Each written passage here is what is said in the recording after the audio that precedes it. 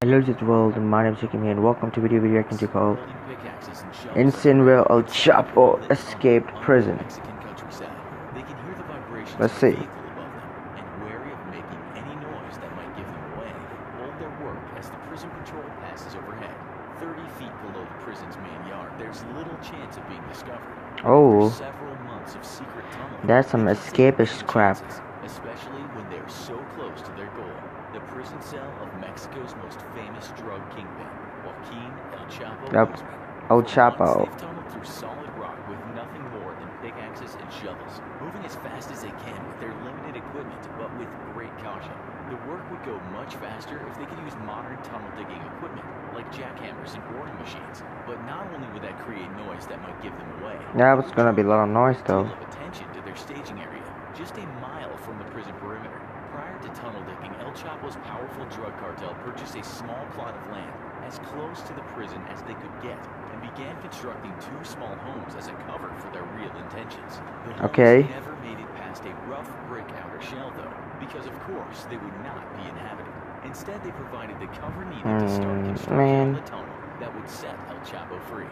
But the tunnel crew was facing incredible pressure to finish as quickly as possible due to his history of escaping from prison and evading police. Oh, that one's gonna be a problem. Anytime transfer El Chapo to another prison in order to foil any possible escape. That would have been hard for them to escape. The tunnelers took to get their boss was another day the entire thing could be for nothing, and a new escape attempt in a completely different location. Just like, come on, get me out of here, please. But that's not all. The unfinished buildings were beginning to draw attention from local officials and curious villagers alike. Why would someone start construction on an empty piece of land and then suddenly stop with only a shell of a home built? Time was running out and pressure. Yeah, you should hurry, man. Inside his cell, El Chapo was the model prisoner.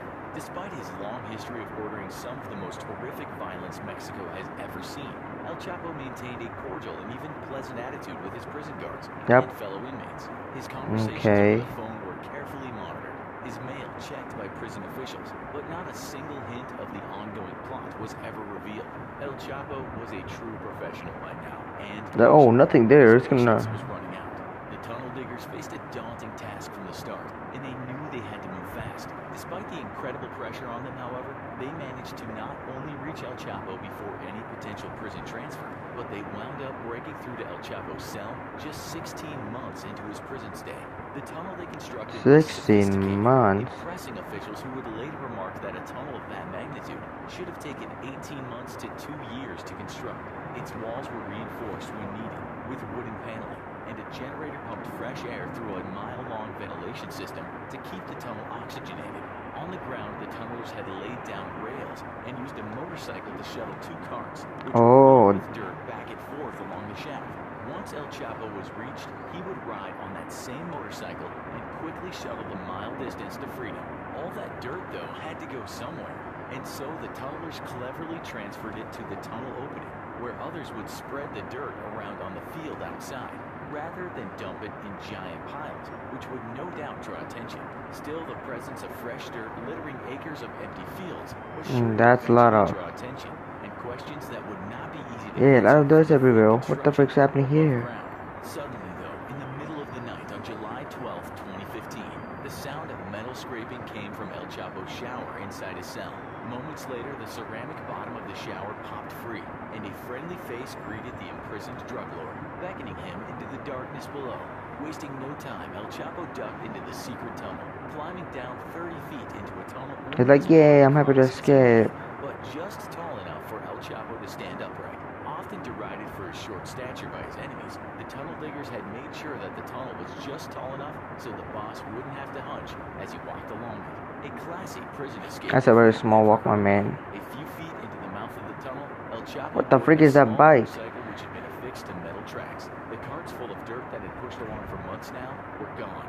And just moments after leaving his cell, El Chapo was cruising along the well-lit tunnel like a kid on an amusement park ride. 2 minutes later, El Chapo ended his joyride by climbing up wooden steps and popping up into the empty shell of a home his crew had been secretly working from for a year and a half.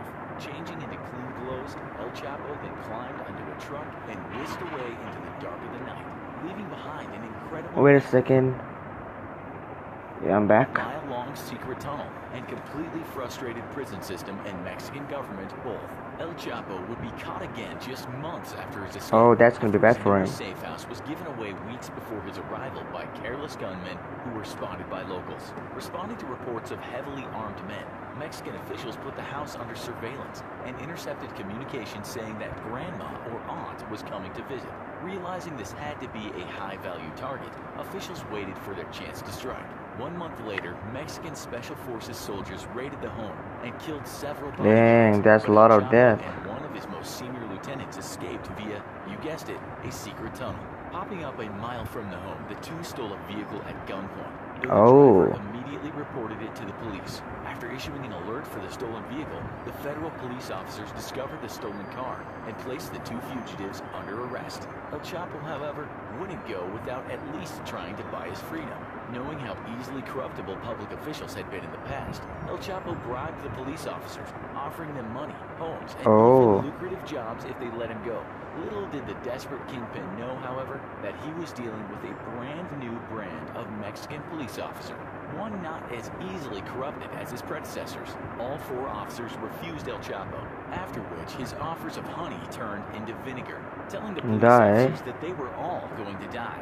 The 4 officers sent pictures to El Chapo to their superiors, only to be warned that the police had received a tip-off that 40 heavily armed assassins were en route to free El Chapo.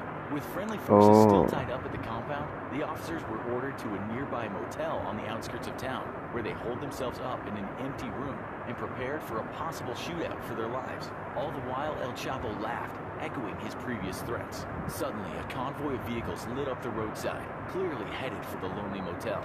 The officers, armed with M16 assault rifles and pistols, prepared for what was surely their last stand. El Chapo taunted them, telling them they were about to face death, and after them, their families. Yet the officers held their ground, ready to die for duty's sake. Like, no, man. As the vehicles began to turn into the parking lot, however, El Chapo's taunts died in his throat.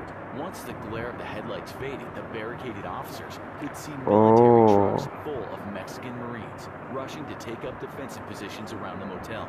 Minutes later, a thoroughly defeated and dejected-looking El Chapo was dragged into an SUV and rushed off to an airfield.